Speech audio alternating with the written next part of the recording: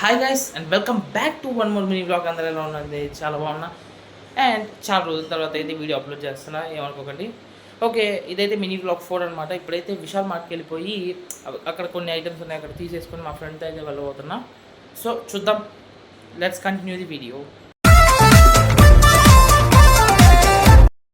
ఇక్కడ T shirts చాలా అంటే చాలా చాలా బాగుంటాయి అన్నమాట. నా గురించి నీకు తెలియదు, నేను చాలా చాలా చాలా డేంజరస్.